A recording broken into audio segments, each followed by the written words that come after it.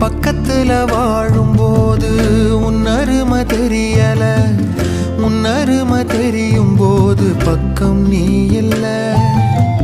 தன்னந்தனி படகு போல தத்தளிக்கும் வாழ்க்கை போல தண்ட